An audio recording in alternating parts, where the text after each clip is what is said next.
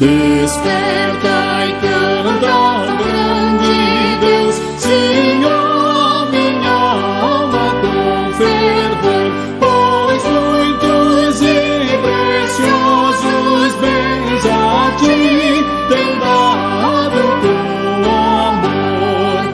Oh, que grande amor, oh, divino amor de Cristo pelo pecador.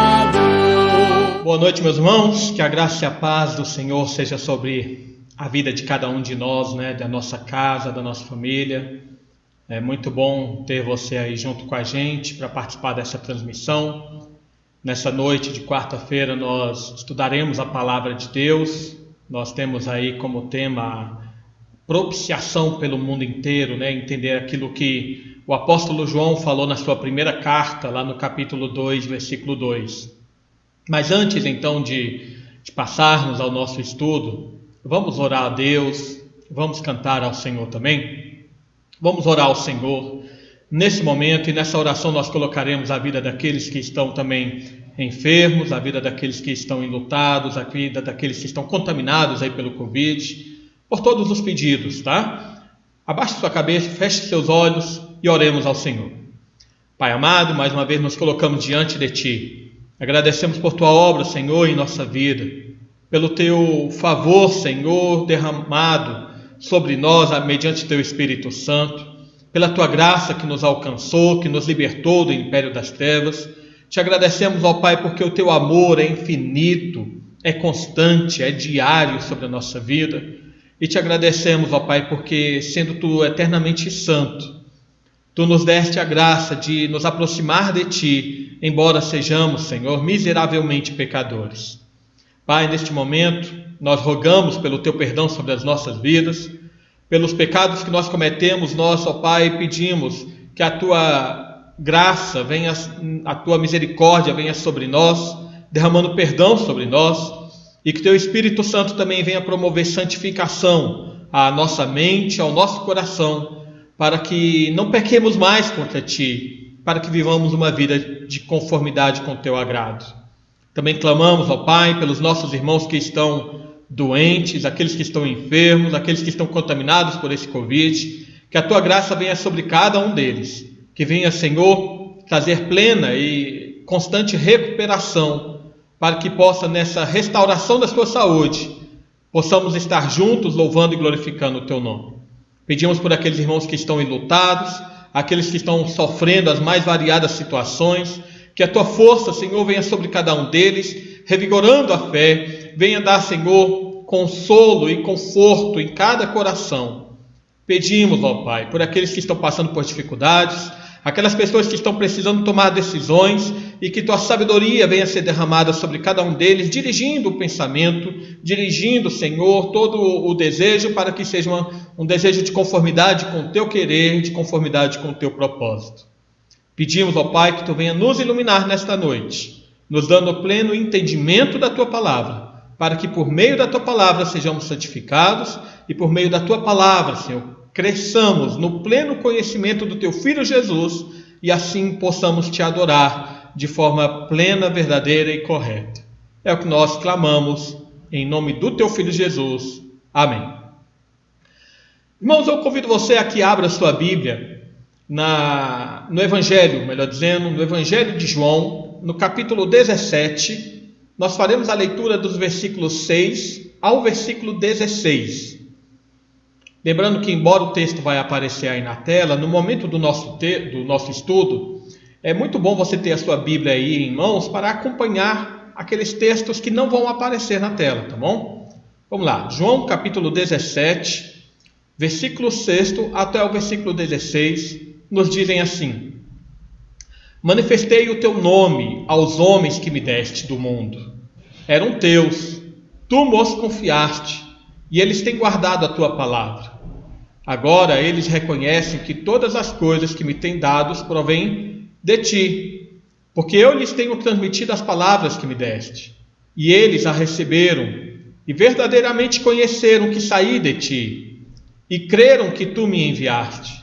É por eles que eu rogo. Não rogo pelo mundo, mas por aqueles que me deste, porque são Teus. Ora, todas as minhas coisas são tuas e as tuas coisas são minhas, e neles eu sou glorificado. Já não estou no mundo, mas eles continuam no mundo, ao passo que eu vou para junto de ti. Pai Santo, guarda-os em teu nome que me deste, para que eles sejam um, assim como nós. Quando eu estava com eles, guardava-os no teu nome que me deste, e protegi-os, e nenhum deles se perdeu, exceto o filho da perdição, para que se cumprisse a Escritura. Mas agora vou para junto de ti, e isto falo no mundo, para que eles tenham o meu gozo completo em si mesmo. Eu lhes tenho dado a tua palavra, e o mundo os odiou, porque eles não são do mundo, como também eu não sou. Não peço que os tires do mundo, e sim que os guardes do mal. Eles não são do mundo, como também eu não sou. Amém.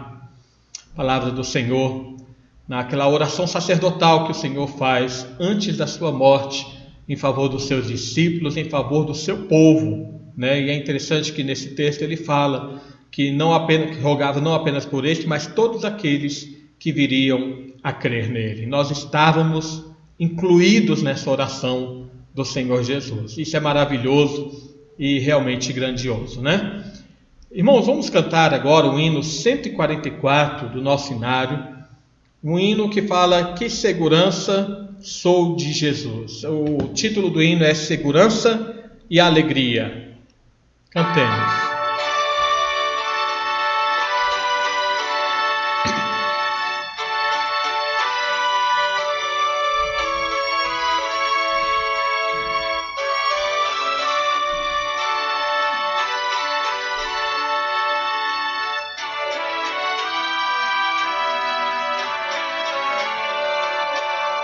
Que segurança tenho em Jesus, pois nele gozo paz, vida e luz. Com Cristo herdeiro, Deus me aceitou, mediante o Filho que me salvou. Conto esta história cantando assim: Cristo na cruz foi morto por mim. Conto esta história cantando assim: Cristo na cruz foi morto por mim. Inteiramente me submeti, plena alegria nele senti. Anjos descendo, trazendo os céus, prova da graça que vem de Deus.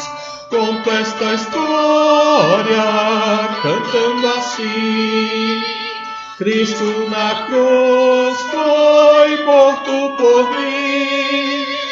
Conto esta história cantando assim: Cristo na cruz foi morto por mim.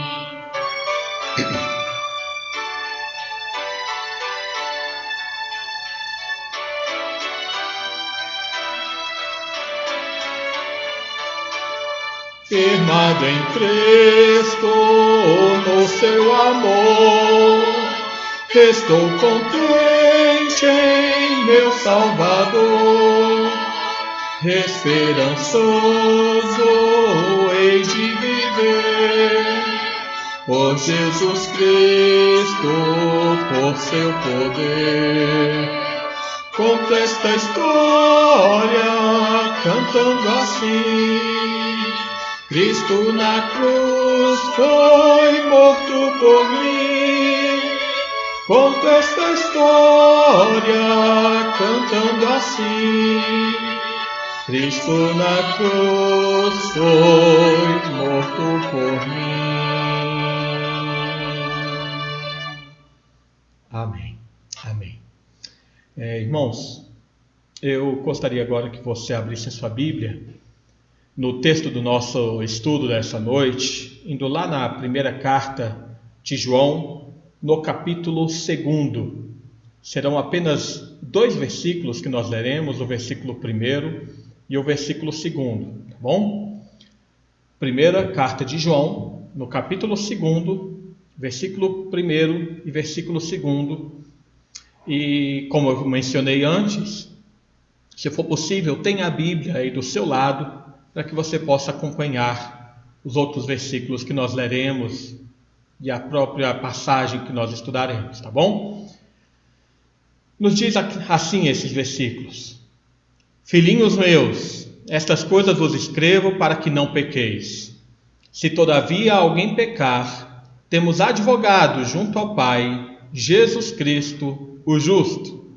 E ele é a propiciação pelos nossos pecados, e não somente pelos nossos próprios, mas ainda pelos do mundo inteiro. Amém. Ele é a propiciação pelos nossos pecados, e não apenas pelos nossos, mas ainda do mundo inteiro. Então, irmãos, esse é o tema do nosso estudo. Nós já temos aí há algumas semanas estudado vários temas dentro dessa primeira carta de João, né? Já falamos a respeito da questão do amar ou não amar o mundo. Vimos pelo menos 2 estudos com relação à questão dos falsos profetas, dos anticristos, né? E tiramos a dúvida também ali sobre no capítulo 5 o que significa pecado para a morte, pecado não para a morte. E hoje nós falaremos aqui a respeito sobre essa frase de João que às vezes pode gerar dúvidas também em algumas pessoas a respeito do alcance da expiação ou da propiciação do Senhor Jesus, né? Então vejamos, nós vamos contextualizar novamente para podermos lembrar aquilo que nós temos estudado. Então vemos, irmão, nessa carta que, só relembrando o que a gente já tem visto nas outras semanas, né? Que a gente percebe uma preocupação do apóstolo João com a caminhada cristã dos crentes. João é muito prático, ele deseja que a vida dos crentes seja uma vida simples, mas também que demonstre a vida cristã de uma forma plena, né?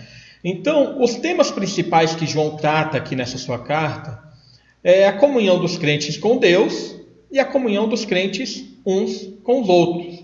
Quando João trata aqui a respeito da comunhão dos crentes com Deus, uma das principais coisas que ele vai se preocupar é a respeito da santificação, logicamente, que afeta o nosso relacionamento com Deus, mas também do nosso conhecimento da palavra de Deus, do conhecimento doutrinário, para não nos deixarmos seduzir pelos falsos ensinos, principalmente aí dos falsos mestres, dos falsos profetas, dos anticristos, que ele vai tratar lá no capítulo 2, versículo 18 em diante, lá no capítulo 4, versículo 1 ao versículo 6 também, que como eu já falei, a gente já estudou a respeito disso. Mas ele é também muito prático quando ele trata a respeito da comunhão dos crentes uns com os outros.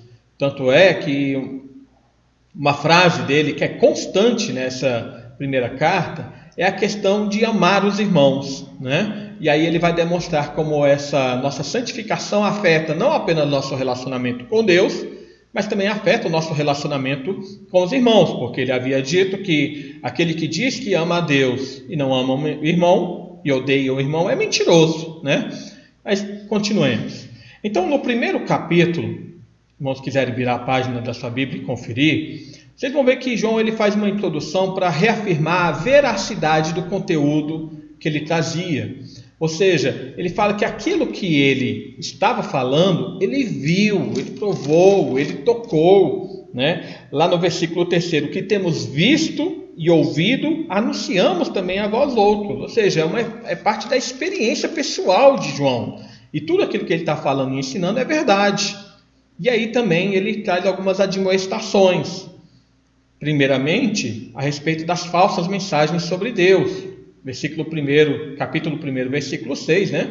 Dizendo que Deus é luz e nele não há treva nenhuma.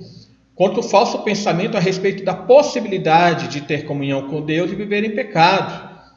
Versículo 6 e 7 também lá do capítulo 1. no qual João ele fala sobre isso, e nós estudamos naquele estudo sobre amar ou não amar o mundo, né? E também contra o falso ensino da nossa impecabilidade, aquele que diz que não tem pecado é mentiroso, né? Versículo 8, versículo 9, versículo 10, na verdade, também, né? E então, no nosso texto, irmãos, que dando continuidade a esse assunto que João está falando, a gente percebe que João ele começa a falar sobre essa situação do pecado na vida do crente. Ele fala: filhinhos, eu vos escrevo para que não pequeis. Se todavia alguém pecar, temos advogado junto ao Pai, Jesus Cristo justo, né?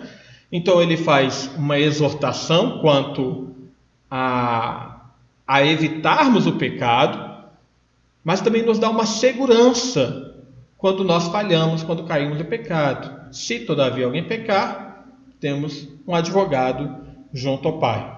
Então, irmãos, é dentro dessa segurança que João fala que Jesus ele é advogado, mas também é a propiciação no lugar do nosso pecado.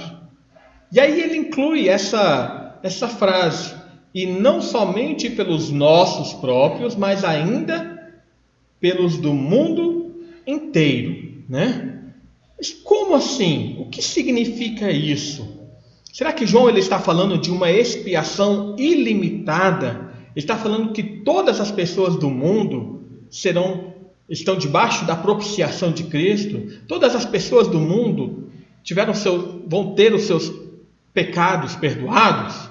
Então é isso que nós vamos estudar nessa noite. E para isso é necessário que primeiramente a gente fale sobre o que significa propiciação, né? Porque você pode estar ouvindo, mas eu não sei nem o que é isso, né? Afinal, o que significa isso? Bom, o significado aqui da palavra está muito ligado à questão da consciência dos rituais religiosos do povo judeu, principalmente lá no Antigo Testamento, né? Porque não há no Novo Testamento um uso constante ou um desenvolvimento do uso da palavra como a gente vê nos livros do Antigo Testamento. Para você ter ideia, essa palavra propiciação ela é usada apenas 5 vezes em todo o Novo Testamento, sendo que João nessa carta usa ela 2 vezes, aqui no nosso versículo 2 do capítulo 2 e lá também no capítulo 4 no versículo 10. Vamos dar uma olhada lá no capítulo 4 versículo 10, o que é que João diz? Ele diz assim: nisto consiste o amor, não em que nós tenhamos amado a Deus, mas que Ele nos amou e enviou seu Filho como propiciação pelos nossos pecados. Então veja que a afirmação de João é a mesma a respeito de Jesus. Jesus é a propiciação pelos nossos pecados. Então, irmãos, para se ter ideia, essa palavra ela é usada apenas 5 vezes em todo o Novo Testamento, sendo que João ele a usa 2 vezes e estão nessa carta, no capítulo 2, versículo 2, que é o nosso texto, e lá no capítulo 4, no versículo 10, quando ele dá o mesmo significado ou o mesmo sentido, praticamente a mesma frase, dizendo, olha lá na sua Bíblia: nisto consiste o amor, não em que nós tenhamos amado a Deus, mas em que Ele nos amou e enviou seu Filho como propiciação pelos nossos pecados.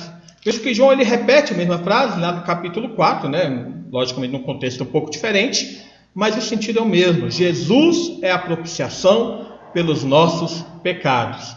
E isso então, irmão, nos dá a ideia de que o sentido, embora seja pouco usado no Novo Testamento, mas era muito fácil de ser compreendido pelos destinatários da carta.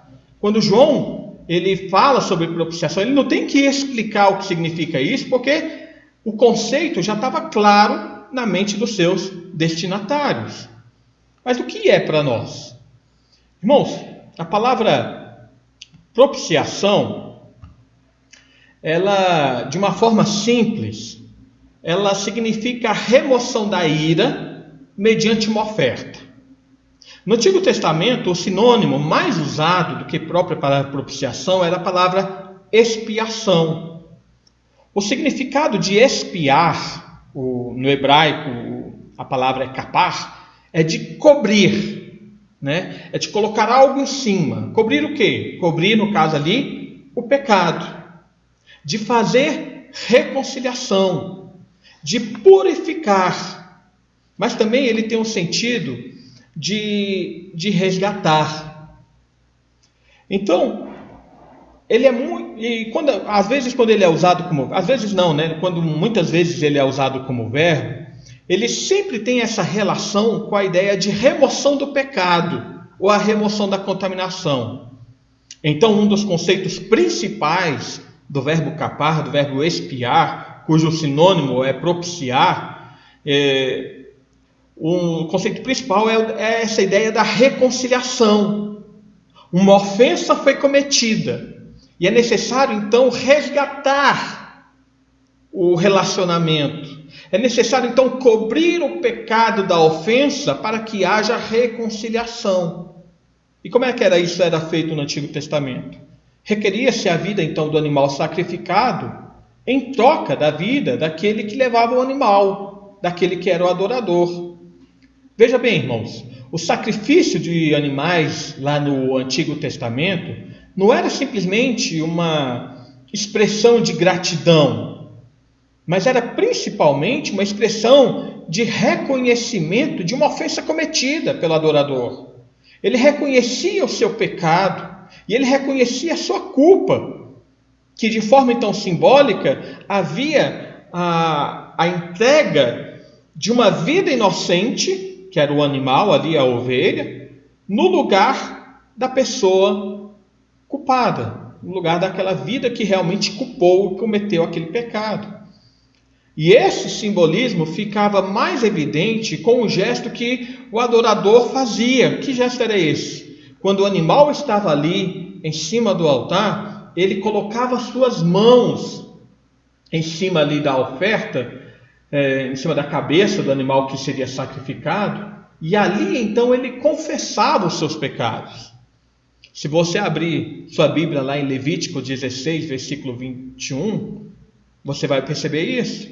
Levítico capítulo 1, versículo 4, Levítico capítulo 4, versículo 4, vai ver que esse era o ritual. A pessoa, ela levava a sua oferta, punha a mão sobre o animal, confessando os seus pecados, e o animal então era imolado no lugar dela, porque a culpa era dela, mas um animal inocente estava morrendo no lugar dela, né? Então, depois desse ritual de colocar as mãos, o animal era sacrificado.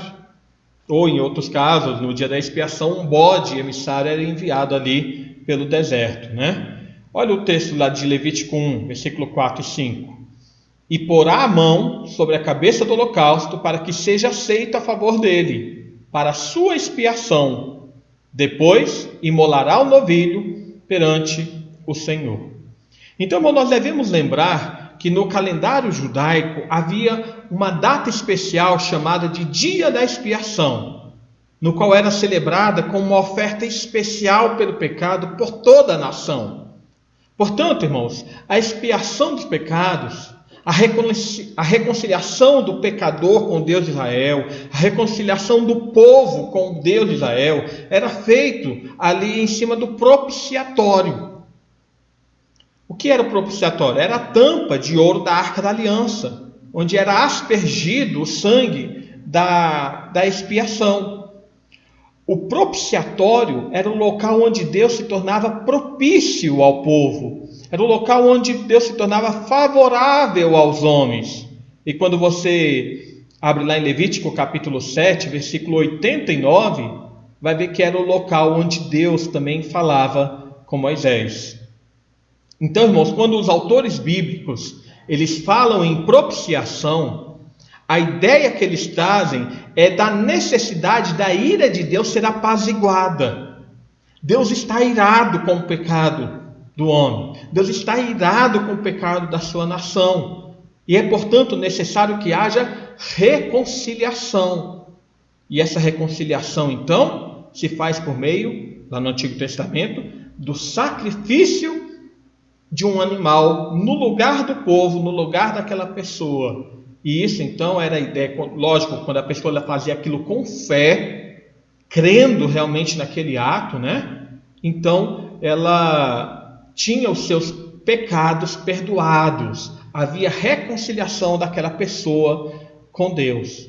E é dessa forma, irmãos, que João apresenta aos crentes a Jesus Cristo, o justo, essa ideia do Cordeiro Santo, o Cordeiro Imaculado, o Cordeiro Perfeito, né? Como aquele que foi dado como oferta para nos resgatar da condenação e da culpa do pecado.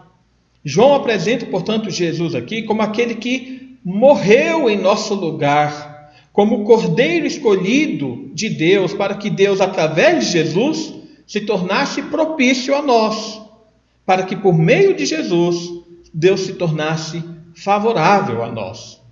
E aí você vai ver que o autor de Hebreus também reafirma isso. Hebreus 2,17 nos diz: por isso mesmo, convinha que em todas as coisas se tornasse semelhante aos irmãos, está falando de Jesus, para ser misericordioso e fiel sumo sacerdote nas coisas referentes a Deus e para fazer propiciação pelos pecados do povo. O autor de Hebreus confirma isso, dizendo que Jesus, e aí é interessante, porque ele não é apenas a oferta, mas ele é aquele que também apresenta a oferta. Jesus, ele é o sumo sacerdote que apresenta a si mesmo como oferta pelos pecados do seu povo. E olha o que Paulo também fala em Romanos, capítulo 3, no versículo 25.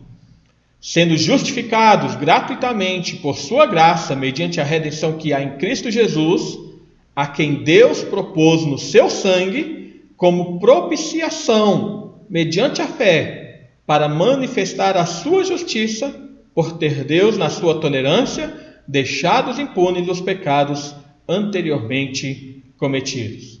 Então, todos os autores bíblicos, Novo Testamento, eles vão confirmar, portanto, que Jesus é aquele que foi entregue como propiciação dos nossos pecados. É aquele que foi entregue como oferta voluntária para apaziguar a ira de Deus, para nos reconciliar com Deus, para que através dele, através do seu sacrifício, nós tivéssemos os nossos pecados perdoados. Pois bem, mas também ele fala que ele é propiciação não somente pelos nossos pecados, mas pelo mundo inteiro. E aí é importante nós entendermos o significado da palavra mundo, né? E vocês vão lembrarem, lá no estudo do capítulo 2, versículos 15 a 17, quando nós falamos sobre amar ou não o mundo, nós já mencionamos sobre esse significado de mundo, né? Se você quiser uma explanação um pouco mais ampla sobre isso, depois você pode procurar lá no estudo sobre amar ou não o mundo, foi numa quarta-feira também. E aí nós vimos que a palavra ela pode ter sentido diferente dependendo do contexto. Isso é aquilo que nós chamamos de palavras homônimas, né? Dando exemplo, né? A palavra morro. Essa palavra significa o quê? Pode significar um verbo no sentido, olha, eu morro de ciúmes, eu morro de amores. Ou pode também significar um substantivo, por exemplo, falando, olha, eu já subi aquele morro, uma montanha, né, mais baixa, tal coisa. Morro. Palavra tronco, nós mostramos também naquele estudo vários sentidos, né, que pode se, dependendo do contexto, a palavra pode ter significados diferentes. Pode ser o tronco humano, cabeça, tronco e membros, né? Pode se referir ao tronco de uma árvore, pode se referir, para quem mexe com telefonia, ao tronco onde fica ali a linha telefônica, ela tem que mexer, né? Então, a palavra tronco, ela pode ter diversos significados, dependendo da frase, do contexto que ela está sendo usada.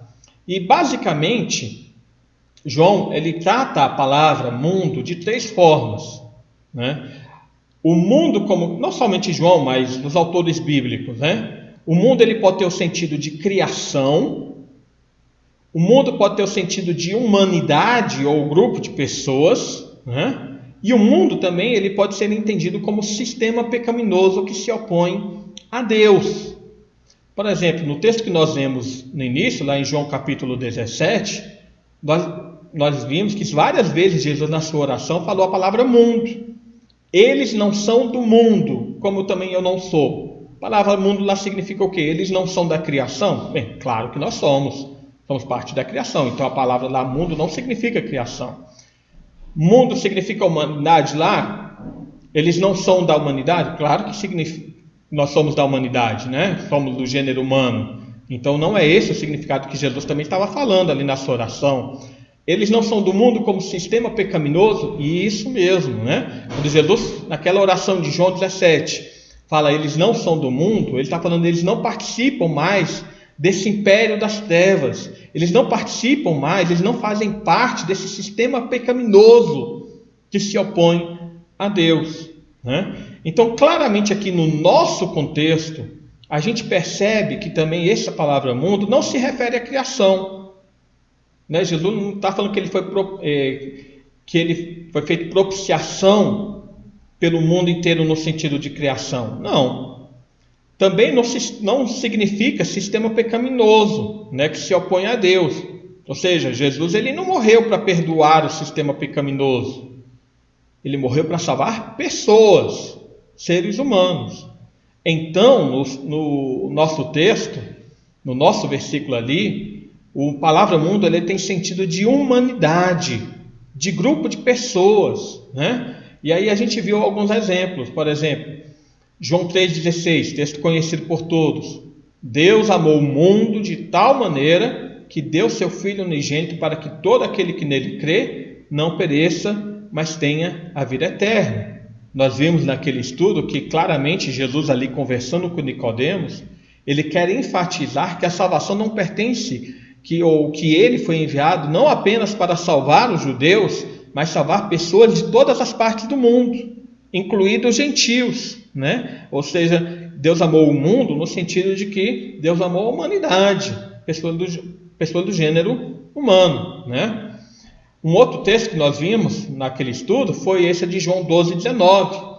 De sorte que os fariseus disseram entre si: vede que nada aproveitais, eis aí vai o mundo após ele, né?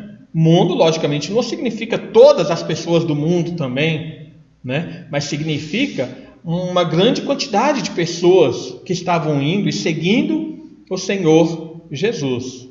Então, irmãos, nessa carta, João ele usa o termo mundo 24 vezes. E ele começa a partir aqui do capítulo 2. Em 2 vezes, no capítulo 2, versículo 2, aqui que é o nosso texto, capítulo 4, versículo 14, o sentido é o sentido de humanidade. Ou seja, pessoas de todas as partes do mundo.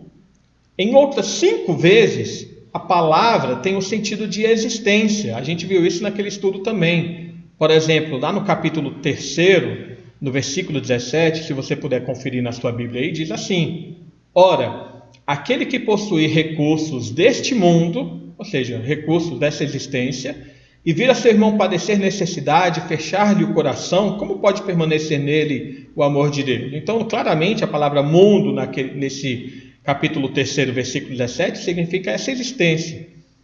Quando João ele fala a respeito dos falsos profetas, né? Ele fala que esses falsos profetas já têm saído pelo mundo afora. Capítulo 4, versículo 1, versículo 3, né? Usando esse sentido da criação. Ele já tem saído aí por toda parte do mundo, né?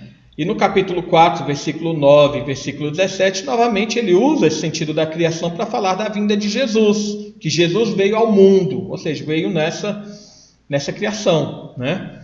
Então, 17 vezes, o sentido usado por João se refere ao mundo como sistema que se opõe contra Deus e a sua igreja, como a gente viu naquele estudo sobre amar ou não amar o mundo. Mas, no nosso versículo, a gente percebe claramente que o sentido da palavra mundo se refere ao gênero humano, ou um grupo de pessoas dentro da humanidade. O mundo, aqui no capítulo 2, versículo 2, não é a criação.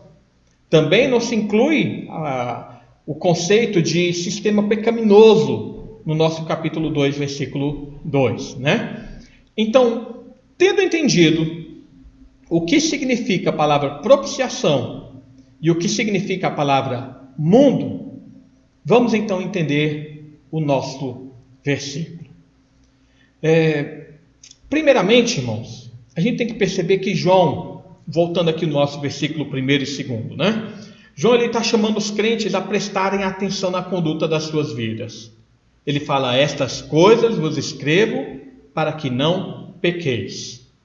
Veja que ele reconheceu anteriormente, lá no capítulo 1, versículo 8, que não existem pessoas sem pecados. Se dissermos que não temos pecado nenhum, a nós mesmos nos enganamos. A verdade não está em nós, né? Mas ele também admite que existe uma solução para isso. Capítulo 1, versículo 9. Se confessarmos os nossos pecados, ele é fiel e justo para nos perdoar os pecados e nos purificar de toda injustiça. Então, irmãos, vejam que a vida do crente, o que João está ensinando, é que essa vida tem que ser marcada por uma busca incessante pela santificação. E um dos passos para progredir nesse alvo é através da restrição do pecado, ou dos pecados. Filhinhos, essas coisas vos escrevo para que não pequeis. Vamos santificar. Como? Evitando pecar. Vamos resistir ao pecado. Nós sabemos que existe esse conflito dentro de nós, como Paulo ele afirma de forma tão clara também, lá em Romanos capítulo 6, capítulo 7, e também lá em Gálatas, no capítulo 5. Né? Paulo ele fala que a nossa salvação nos faz desejar cada vez mais a santificação. Mas existe em nós ainda um velho homem. Ele habita dentro de nós e esse velho homem, ele sempre tenta nos inclinar ao pecado. Então, há tropeços na caminhada cristã. Lembra que Paulo fala, olha, na mente eu desejo a lei de Deus, mas o meu corpo peca. E eu vejo essa lei guerreando dentro de mim. Então, nós pecamos por tropeço. Mas para esses casos, João mostra, nós também temos uma segurança. Temos Jesus como nosso advogado e também como nossa propiciação. Irmãos, o que João coloca é que Jesus, como advogado, ele comparece perante Deus para esse objetivo: exercer em favor do seu povo o poder e a eficácia do seu sacrifício. Ou seja, ele intercede por nós diante do Pai, por causa que ele se sacrificou por nós. Ele morreu em nosso lugar ali na cruz, para poder pagar o preço do nosso resgate, para então fazer reconciliação com o Pai.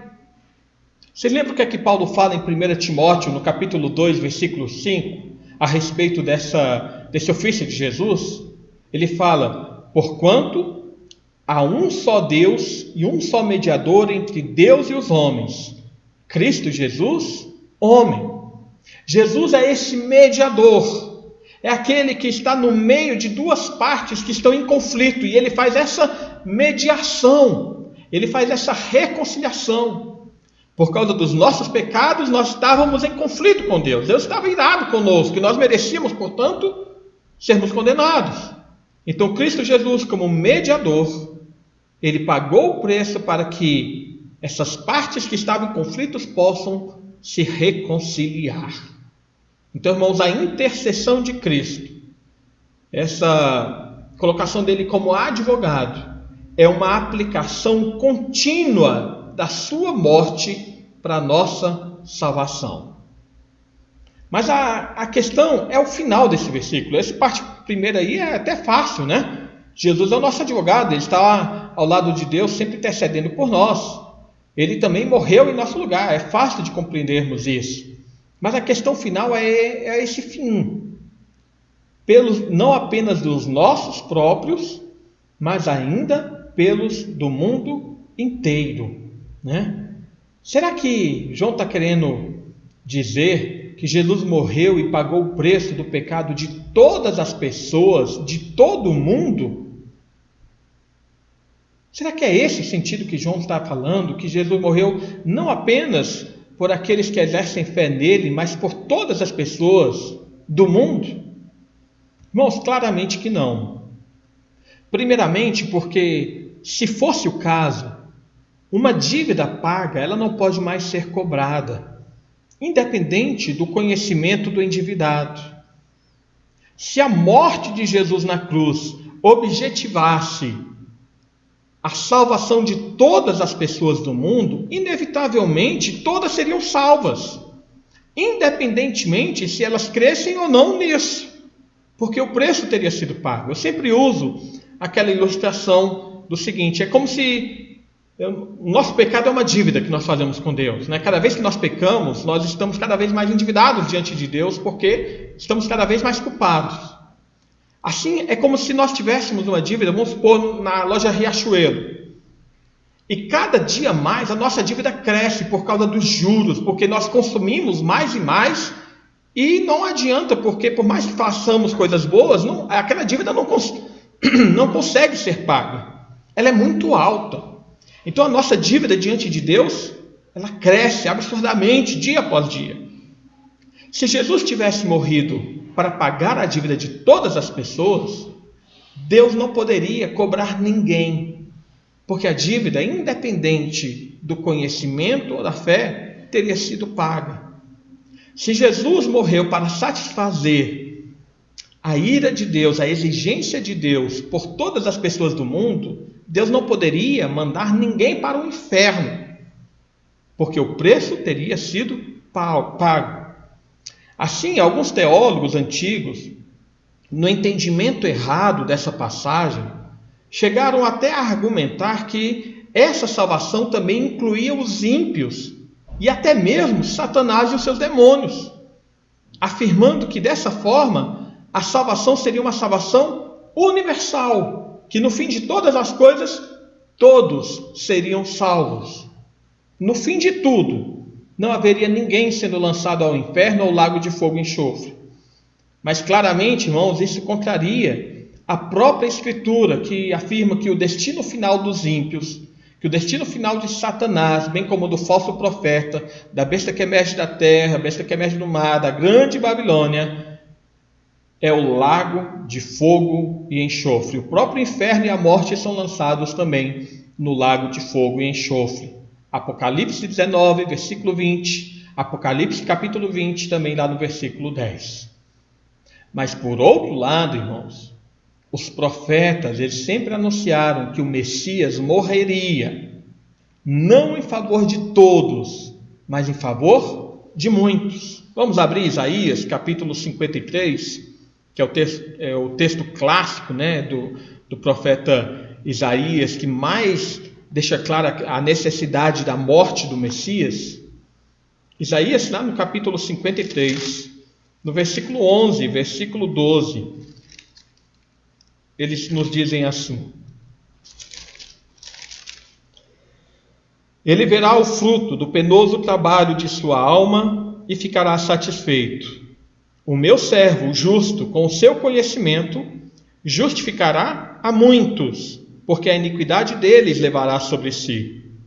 Por isso eu lhe darei muitos como a sua parte, e com os poderosos repartirá ele o despojo, porquanto derramou a sua alma na morte. Foi contado com os transgressores, contudo levou sobre si o pecado de muitos, e pelos transgressores intercedeu. Então os profetas, especialmente aqui Isaías, ele anuncia que o Messias haveria de morrer para salvar o seu povo, para salvar muitos, e não todas as pessoas do mundo. Jesus mesmo sempre foi claro ao afirmar que a sua morte era em favor do seu povo. João 10, lá no final do versículo 15, fala: eu dou a minha vida em favor das minhas ovelhas.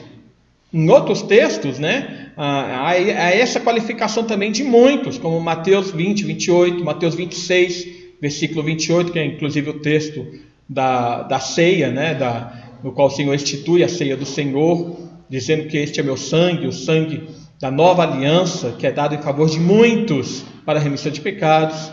Hebreus capítulo 9, versículo 28 também, né? Então vejam, irmãos, que Jesus ele inclui que João ele inclui esse termo mundo inteiro apenas para dar ênfase ao que ele acabou de falar. O que é que ele diz? Diz que é propiciação pelos nossos pecados. Ele faz uma ampliação do seu argumento da segurança dos crentes, para que os crentes então entendessem que essa propiciação, que essa expiação, que esse perdão de pecados se estende a tantos quanto abraçam a fé que é proclamada ali no Evangelho. Então é importante a gente perceber que João está se dirigindo aos crentes daquela igreja, né, dizendo não apenas pelos nossos próprios, e nessa sentença seguinte é como se ele simplesmente omitisse a palavra irmãos, mas querendo dizer isso como se fosse o seguinte: e ele é a propiciação pelos nossos pecados, e não somente pelos nossos próprios, nós aqui dessa igreja, né, mas ainda pelos do mundo inteiro, ou seja, pelos irmãos do mundo inteiro. Ele é propiciação pelo pecado de todos aqueles que exercem a fé nele, na pessoa de Jesus Cristo. Jesus não morreu por todas as pessoas do mundo, ele morreu por seu povo, ele morreu por aqueles que creem em seu nome, ele morreu por aqueles a quem o Pai lhe deu. Concluindo, irmãos, João aqui ele está exortando os crentes a viverem uma vida santificada, nessa restrição dos pecados. Mas ele também sabe por diversas vezes que nós acabamos tropeçando e cometendo erros. Então, ele deseja que os crentes tenham a certeza e a segurança da sua salvação em duas afirmações. A primeira afirmação é que Jesus é o nosso advogado. Ele faz intercessão constante por nós diante do Pai. E também ele faz propiciação por todo o seu povo. E isso fez com que ele garantisse o perdão completo para todos. Pessoas de todas as partes do mundo estão garantidas no sacrifício do Senhor Jesus. É por isso que no final dessa carta, lá no capítulo 5, no versículo 13, João ele faz essa reafirmação da segurança, ao dizer: estas coisas vos escrevi, a fim de saberdes que tendes a vida eterna, a vós outros que credes em o nome do Filho de Deus. Amém, irmãos? Eu espero que tenha sido esclarecedor para você esse estudo, porque muitas vezes nós estamos aí no mundo e pessoas acham que podem viver do jeito que quiser, que no fim vai dar tudo certo, que no fim ela está salva, que no fim Deus, sendo amor, vai perdoar o pecado dela e tudo mais. Então elas podem continuar roubando, podem continuar adulterando, podem continuar mentindo, podem continuar cometendo todo tipo de iniquidade, que no fim o amor de Deus vai sobressair e todo mundo vai ser perdoado. Não é isso que João está falando. João está falando que nós não devemos viver em pecado, mas quando nós pecamos, nós podemos ter a certeza de que os nossos pecados foram perdoados em Cristo Jesus, porque Ele morreu por nós, naqueles que creem em seu nome, naqueles que buscam uma vida de santificação, justamente por causa da fé. O seu perdão, o perdão de Cristo, é para todos aqueles que creem em seu nome. Os teólogos antigos, os comentadores antigos falavam uma coisa, dizendo que o sangue de Jesus ele é suficiente para todas as pessoas do mundo, mas ele é eficiente para os seus eleitos, para o seu povo. Ou seja, se fosse do propósito do Pai que todas as pessoas fossem salvas, o sacrifício de Jesus teria sido suficiente. Mas o propósito do Pai é salvar o seu povo, os seus eleitos. Dentre aqueles que estão no mundo, aqueles então serão retirados do meio do mundo para fazerem parte do seu povo. Aqueles que serão retirados do império das trevas e transportados para o reino do Filho do seu amor, esses recebem a expiação dos pecados, a propiciação pelo sangue de Cristo. A esses Deus se torna propício e favorável. Amém? Que Deus, portanto, continue nos abençoando e derramando sobre nós mais e mais da sua graça. Eu convido você agora a cantarmos o hino 145 do nosso inário. Refúgio verdadeiro.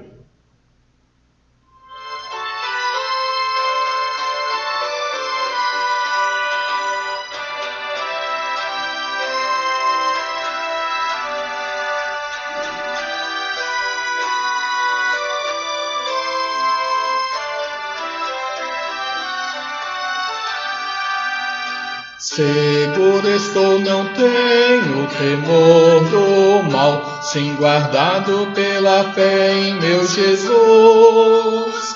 Não posso duvidar desse amor leal, Ele em seu caminho sempre me conduz. Não me deixará, mas me abrigará, do pecado vil me vem livrar. A sua graça não me recusará, sim, Jesus é quem me pode sustentar. No poder de Cristo Mestre, minha vida salva está. Do perigo que cercá-la, Ele poderá livrá-la. Seu poder eterno sempre a susterá.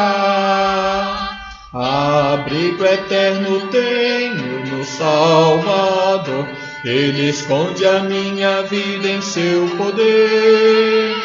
Não posso ter receio do malfeitor, que procura pertinaz me enfraquecer.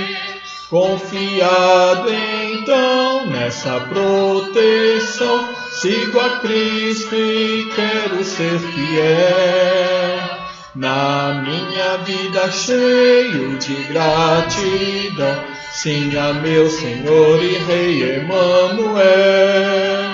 No poder de Cristo Mestre, minha vida salva está. Do perigo que cercá-la, Ele poderá livrá-la. Seu poder eterno sempre a susterá.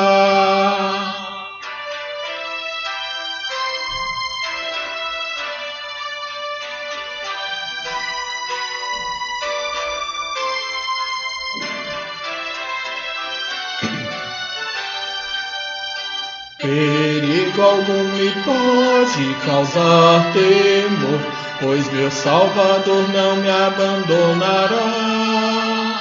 Com sua proteção e com seu amor, dirigindo minha vida Ele estará.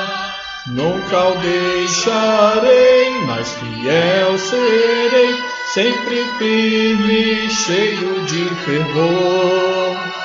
Estando bem firmado em Jesus, meu Rei, sigo avante confiando em seu amor. No poder de Cristo Mestre, minha vida salva está. Do perigo que cercá-la, Ele poderá livrá-la. Seu poder eterno sempre a susterá. Amém. Amém. No poder de Cristo Mestre, é no poder de Cristo que estamos salvos, né? Isso é maravilhoso. Bom, nós estaremos então encerrando agora. Só vou deixar os avisos antes de fazer a oração final. Quero lembrá-los do nosso show de talentos infantis. Se você, filho, ainda não mandou nenhum vídeo, nos envie até sexta-feira para poder entrar já nessa transmissão de domingo, tá bom? Nos envie aí qualquer expressão artística, cantando, uma coreografia, uma expressão artística qualquer, né? Declamação de poema e tal coisa, ligado à Bíblia, envie-nos para que a gente possa colocar na transmissão desse domingo, tá bom? Estamos em reforma, por isso que você ouviu de repente alguns barulhos por aqui, né? Pessoas andando, mexendo, quebrando. Então, estamos em reforma. Não deixe de poder participar aí da fidelidade dos seus dízimos e ofertas, para que nós tenhamos um ambiente cada vez mais agradável, para o povo de Deus se reunir e possamos adorar o Senhor na beleza da sua santidade, tá bom? E também, irmãos, não esqueça de que no próximo domingo, então às 10 horas da manhã, nós temos nossa Escola Bíblica Dominical, a transmissão dela, 10 horas da manhã, e às 19h30, 7h30 da noite, teremos também mais um período de meditação no domingo. Nos demais dias, na segunda, na terça, quinta, sexta e sábado, nós aí temos a postagem das nossas meditações diárias, para que você possa fazer a sua devocional pessoal, para que você possa fazer o seu culto doméstico e aí possa também aprender da palavra de Deus, orar ao Senhor e buscar cada vez mais ao Senhor, tá bom? Que Deus derrame sobre nós, o seu povo, a sua imensa graça e que nos abençoe. Vamos orar, encerrando essa transmissão. Pai amado, mais uma vez nos colocamos diante de Ti. Adoramos o Teu nome, exaltamos, ó Pai, a Tua glória, a Tua justiça revelada por meio do Teu Filho Jesus, aquele que é o nosso advogado, que fez propiciação pelos nossos pecados, que por meio dele fomos perdoados. Te agradecemos, ó Pai, porque não foi mediante coisas corruptíveis como prata e ouro, mas mediante o sangue do Cordeiro sem defeito, do Teu Filho Jesus, é que nós fomos reconciliados contigo. É que nós recebemos de Ti, Senhor, a graça do perdão e podemos agora, Senhor, desfrutar da herança eterna, dessa promessa, Senhor, de uma vida eterna contigo, assim Te louvando e Te adorando.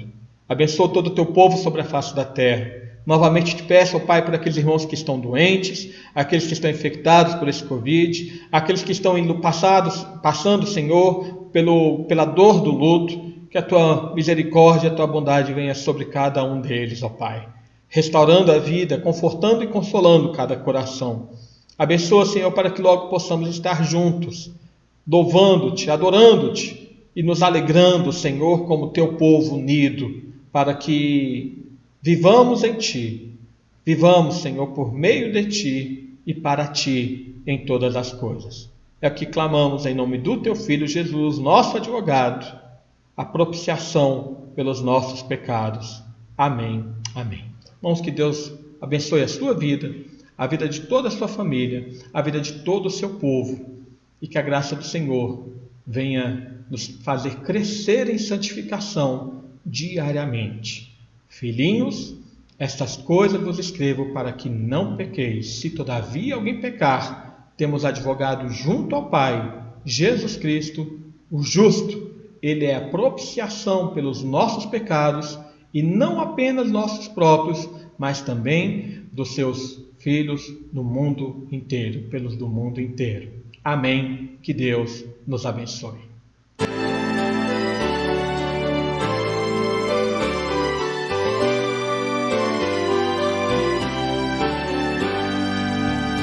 Desperta